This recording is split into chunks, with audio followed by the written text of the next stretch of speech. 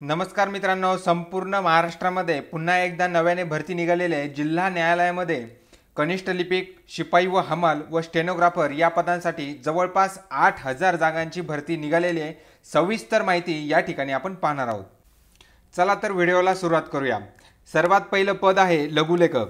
या लघुलेखक पदासाठी पात्रता आहे कमीत कमी SSC म्हणजे 10वी आणि कोणत्याही विद्यापीठाची म्हणजे पदवी।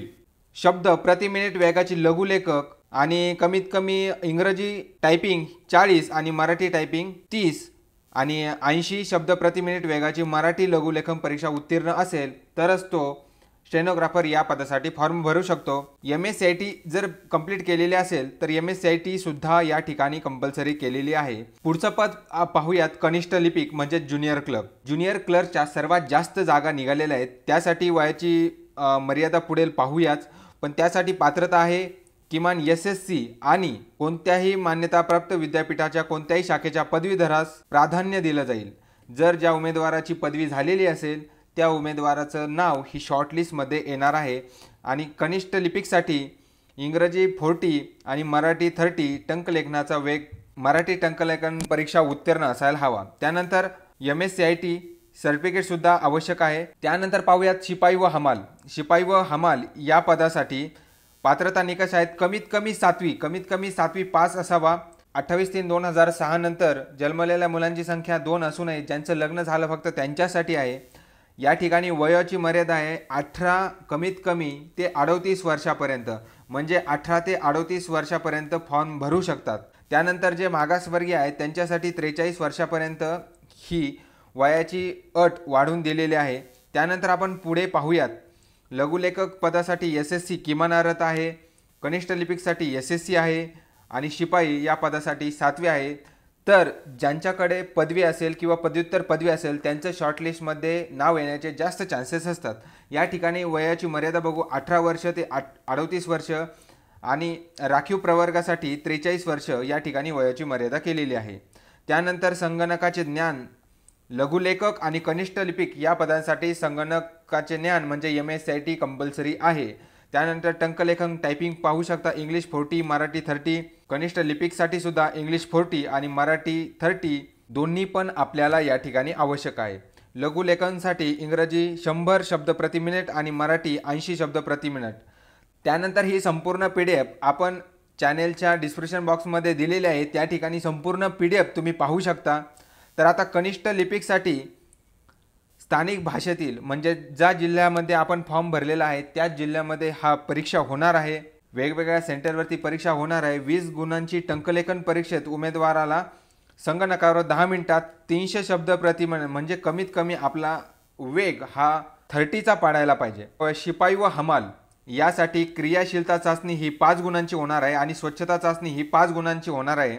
जी तारीख कोर्ट देईन त्या तारखेला उमेदवाराच्या चपळाई व तत्परता ही तपासली जाईल आणि जी न्यायालयाची जी इमारत आहे त्या इमारतीची स्वच्छता चाचणी सुद्धा घेतली जाईल। कौशल्य चाचणी व चपळाई हे प्रत्यक्ष काम करून त्या ठिकाणी तपासलं जाईल आणि हे 5 गुणांची क्रियाशीलता चाचणी आणि 5 गुणांची स्वच्छता चाचणी आणि हे झाल्यानंतर उमेदवाराला मुलाखतीसाठी बोलवलं जाईल। त्यानंतर या ठिकाणी एकाच 3 प्रमाणात शॉर्टलिस्ट केले जाणार आहेत। या ठिकाणी मुलाखतीला कोणकोणते डॉक्युमेंट लागणार, जन्माचा दाखला, त्यानंतर पदवी परीक्षा, त्यानंतर आपली 10वी परीक्षा, जर शिपाई असेल तर 7वी परीक्षा, हे उत्तीर्ण प्रमाणपत्र या ठिकाणी। आणि दुसरी गोष्ट म्हणजे आपल्या गावातील चारित्र्य चांगले असल्याचा चारित्र्याचा दाखला आपण या ठिकाणी आपण ज्या शाळेमध्ये होतो त्या शाळेच्या मुख्याध्यापकाकडून घेतला तरी चालेल, पोलीस पाटलांकडून घेतला तरीही चालेल। संगणक प्रचालन म्हणजे MSCIT सर्टिफिकेट, त्यानंतर इंग्रजी किंवा मराठी लघुलेखन किंवा टायपिंगचं सर्टिफिकेट या ठिकाणी सुद्धा कंपल्सरी आहे।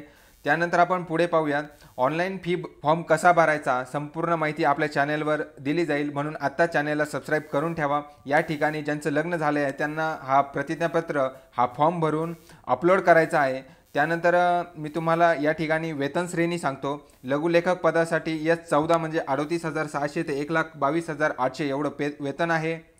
त्यानंतर ही ठाणे जिल्हा न्यायालय ठाण्याची जाहिरात आहे। संपूर्ण जाहिराती bombay-high-court.nic.in वरती अपलोड केलेल्या आहेत। त्यानंतर कनिष्ठ लिपिकसाठी S6 19,900 ते 63,900 एवढं वेतन आहे आणि शिपाई व हमालसाठी S1 म्हणजे 15,000 ते 47,600 वेतन आहे. म्हणजे जर तुम्ही शिपाई झालात तर फक्त 15,000च वेतन मिळेल का? तर नाही.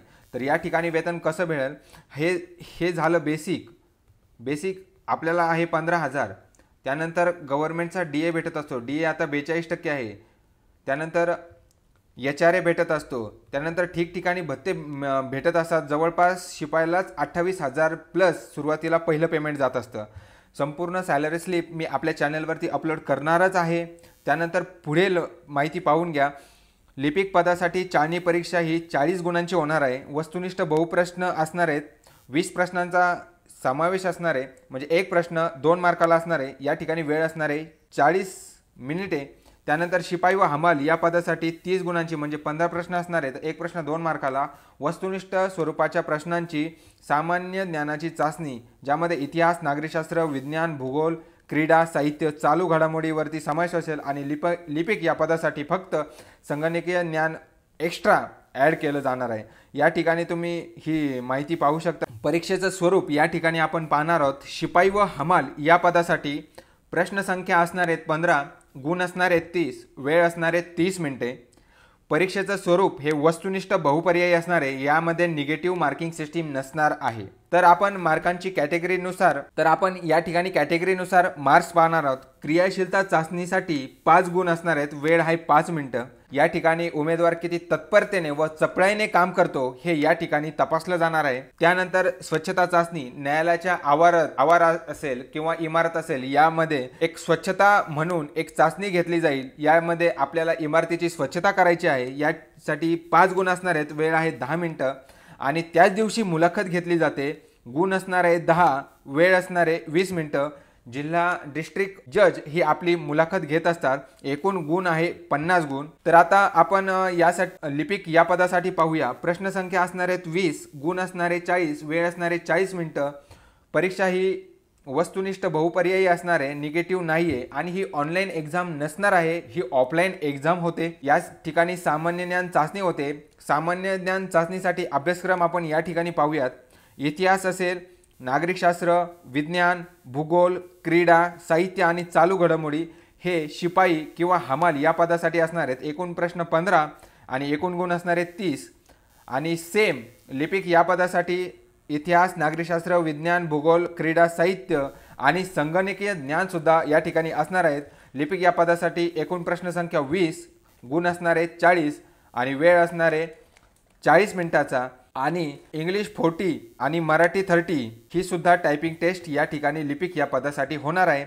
यानंतर एकाच 3 शॉर्टलिस्ट झाल्यानंतर आपल्याला मुलाखतीसाठी बोलवलं जाईल आणि त्यानंतर मुलाखत प्लस इंग्लिश 30-40चे मार्क्स आणि आपल्याला सामान्य ज्ञान चाचणीमध्ये मिळालेले मार्क्स एकूण मेरिट लिस्ट तयार केली जाईल आणि निवड यादी तयार केली जाईल.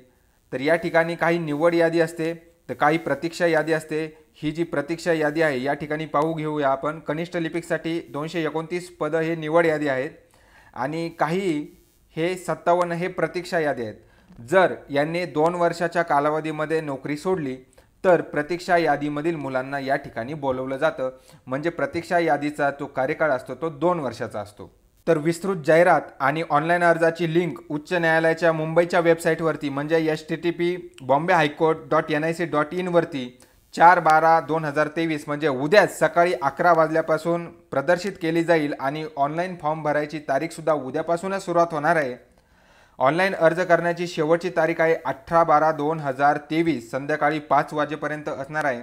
मित्रांनो, परीक्षेचा ऑनलाईन फॉर्म कसा भरायचा आणि आपले निवड यादीमध्ये म्हणजे शॉर्टलिस्टमध्ये येण्याचे चान्सेस काय आहेत, चुका करू नका. थोडीशी सुद्धा चूक तुम्हाला या ठिकाणी मागात पडणार आहे. शिपाई पदासाठी काय क्रायटेरिया ठेवायचा, कसा फॉर्म भरायचा, संपूर्ण माहिती चॅनेलवरती दिली जाईल. त्यामुळे चॅनेलला सबस्क्राईब करून ठेवा. भेटूयात पुढील व्हिडिओमध्ये. तोपर्यंत नमस्कार.